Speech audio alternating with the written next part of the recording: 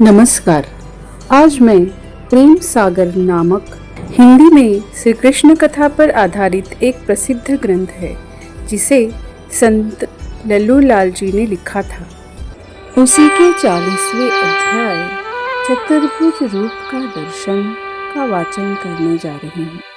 श्री सुखदेव जी बोले, पृथ्वीनाथ, जब नंद जी बातें कर चुके तब अक्रूर को कृष्ण बलराम सैन से बुलाए अलग ले गए। आदर कर पूछी कुशलात, कहो का काम मथुरा की बात। है वसुदेव देवकी के राजा वर परयोति नहीं के। अति पापी है मामा कंस जिन खोयो सिगरे यदुवंश। यह कोई यदुकुल का महारोग जन्म ले आया है। किसी ने सब यदुवंशियों को सताया है। और सच पूछो तो वसुदेव देवकी हमारे लिए इतना दुख पाते हैं जो हमें न छिपाते तो वे इतना दुख न पाते। यो कह कृष्ण फिर बोले, तुमसो कहाँ चलत उन कहो, तिनको सदा ऋणी यो रहो। करतु होयंगी सूरत हमारी, संकट में पावत दुख भारी। यह सुन अक्रूर जी बोली कि कृपानाथ, तुम सब जानते हो, क्या कहूँगा कंस की अनीति, उसकी किसी से नहीं है प्रीति। वसुदेव और उग्रसेन को नित मारने का विचार किया करता है, पर वे आज तक अपनी प्रारब्ध से बचे रहे हैं। और जब से नारद मुनि आए आपके होने का सब समाचार बुझाए कह गए हैं, तब से वसुदेव जी को बेड़ी हथकड़ी दे महादुख में रखा है। और कल उसको यहाँ महादेव का यज्ञ है और धनुष धरा है, सब कोई देखने को आवेंगे, सो तुम्हें बुलाने को मुझे भेजा है। यह कहकर कि तुम जाए रामकृष्ण समेत नंद राय को यज्ञ भेंट सुधा लिवाए लाओ, सो मैं तुम्हें लेने को आया हूँ। इतनी बात अक्रूर जी से सुन रामकृष्ण ने आनंद राय से कहा, कंस बुलाए हैं सुनो तात, कही अक्रूर काका यह बात। गोरस मेढ़े छेड़ी लेऊ, धनुष यज्ञ है ताको देऊ। सब मिल चलो साथ आपने, राजा बोल रहत न बने। जब ऐसे बुझाए कर श्री कृष्णचंद्र ने नंद जी से कहा, तब नंद राय जी ने उसी समय ढिंढोरियों को बुलाए सारे नगर में यूं कहो डुग्गी फिरवाई दी कि कल सवेरे ही सब मिल मथुरा को जाएंगे, राजा ने बुलाया है। इस बात के सुनने से ही भोर होते ही भेंट ले सकल ब्रजवासी आन पहुँचे। और नंद जी भी दूध दही माखन मेढ़े बकरे भैंसे ले सड़क जुतवात उनके साथ हो लिए। और कृष्ण बलदेव भी अपने अपने बाल बाल सखाओं के साथ ले रथ पर चढ़े। आगे भये नंद उपनंद, सब पाछे हलधर गोविंद। श्री सुखदेव जी बोले कि पृथ्वीनाथ, एकाएकी श्री कृष्ण का चलना सुन सब ब्रज की गोपियाँ अति घबरा व्याकुल हो घर छोड़ हड़बड़ाए उद्धन और कुड़ती झपती गिरती पड़ती वहाँ आई जहाँ श्री कृष्णचंद्र का रथ था। आते ही रथ के चारों ओर खड़ी हो हाथ जोड़ विनती कर कहने लगी, हमें किस लिए छोड़ते हो ब्रजनाथ, सबस दिया है तुम्हारे हाथ। साधकी तो प्रीति कभी घटती नहीं, कर की सी रेखा सदा रहती है और मूढ़ की प्रीति नहीं ठहरती, जैसी बालू की भीति। ऐसा तुम्हारा क्या अपराध किया है जो हमें पीट दिए जाते हो।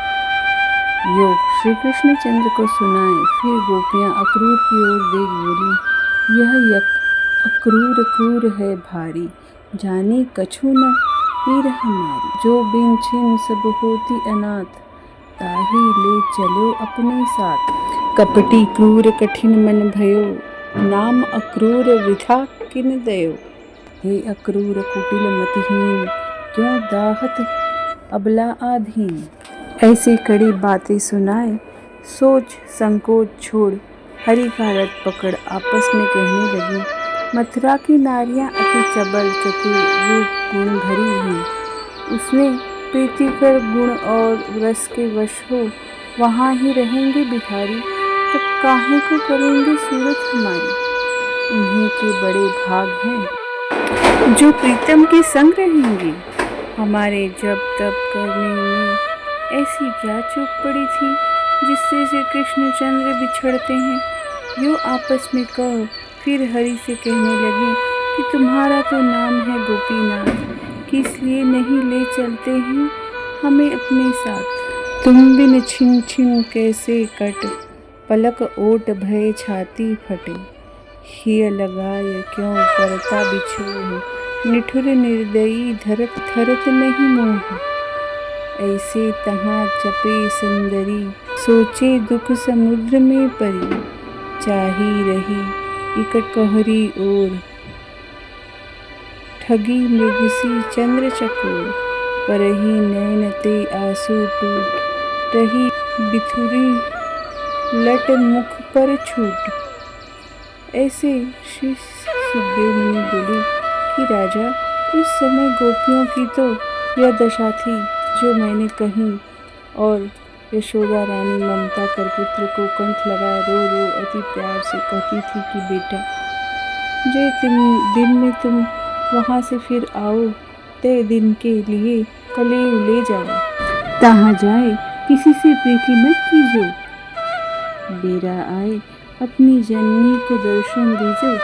इतनी बात सुन श्री कृष्ण रथ से उतर सबको समझाए बुझाए कर माँ से विदा हो दंडवत कर आशीष ले फिर रथ पर चढ़ चले। इस काल इधर से तो गोपियाँ समेत यशोदा जी अति अकुलाए रो रो कृष्ण कृष्ण कह पुकारती थी, और उधर से श्री कृष्ण रथ पर खड़े पुकार पुकार कर कहते जाते थे कि तुम घर जाओ, किसी बात की चिंता मत करो, हम 5-7 दिन में फिर कर आते हैं। ऐसे कहते कहते और देखते देखते जब रथ दूर निकल गया और धूली आकाश तक छाई, जिसमें रथ की ध्वजा भी न दिखाई, तब निराश हो एक बेर तो सब की सब मेरे बिन की भांति तड़फड़ाए मूर्छा खाए गिरी। पीछे कितनी एक बेर के चेत कर उठी, और अवधि की आस में मन में धर धीरज कर उधर यशोदा जी तो सब गोपियों को ले वृंदावन को गई, और इधर श्री कृष्णचंद्र सब ब्रजवासी समेत चले चले यमुना तीर पर आ पहुँचे। तहाँ ग्वाल बालों ने जल पिया, और हरि ने भी एक बड़ी छाह में रक्त खड़ा किया। जब अक्रूर जी नहाने का विचार कर रथ से उतरे, तब श्री कृष्णचंद्र ने नंद राय से कहा कि आप सब ग्वालों को ले आगे चलिए। चचा अक्रूर स्नान कर ले तो पीछे से हम भी आ मिलते हैं। यह सुन सबको ले नंद जी आगे बढ़े, और अक्रूर जी कपड़े खोल हाथ पांव धोए आचमन कर तीर पर जाए, नीर में पैठ डुबकी ले पूजा तर्पण जब ध्यान कर फिर चुपकी मार आँख खोल जल में देखे, तो वहाँ रथ समेत श्री कृष्ण दृष्टि आए। पुनि उन देखियो शीश उठाए, तिहठा बैठे हैं यदुराय। करे अचंभा हुए विचारी, वे रथ ऊपर दूर मुरारी। बैठे दो बर की छा, तिन्हीं को देखो जल माह। बाहर भीतर भेद रहो, साचो रूप कौन सो कहा।